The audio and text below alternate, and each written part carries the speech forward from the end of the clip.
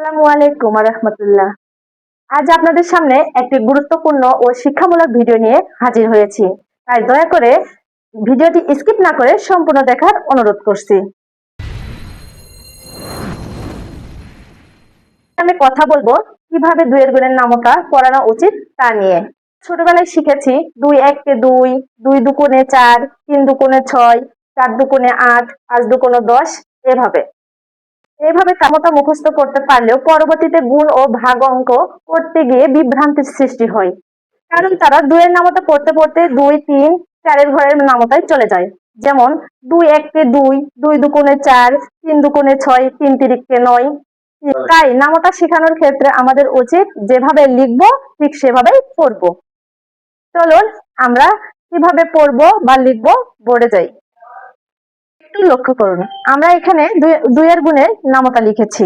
নামতা লেখার ক্ষেত্রে প্রথমে আমাদের যেহেতু দুইয়ের গুণের নামতা, সেহেতু প্রথমে আমরা 2 লিখেছি। তারপরে আমরা অন্য অঙ্ক লিখেছি 2 2 গুণ 1, অর্থাৎ 2 1 এ 2।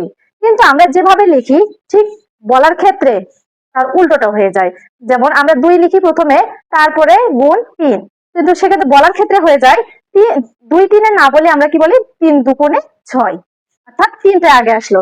এটা আমাদের ভুল। তাই আমরা কিভাবে সঠিক নিয়মে পড়ানো যায় সেটাই আপনাদের সামনে তুলে ধরছি। প্রথমে আমরা যেহেতু 2 লিখেছি তাই আমরা প্রথমে 2 বলবো। 2 1 এ 2, 2 2 এ 4, 2 3 এ 6, 2 4 এ 8, 2 5 এ 10, 2 6 এ 12, 2 7 এ 14, 2 8 এ 16, 2 9 এ 18, 2 10 এ 20। এইভাবে নামতা শিখালে শিশুরা শুধু নামতা মুখস্থ করতেই পারবে না, তারা পরবর্তীতে গুণ ও ভাগের অঙ্ক করতে সুবিধা হবে। ভিডিওটি ভালো লাগলে লাইক কমেন্ট শেয়ার করুন।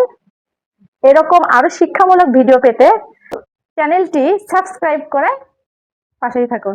ধন্যবাদ।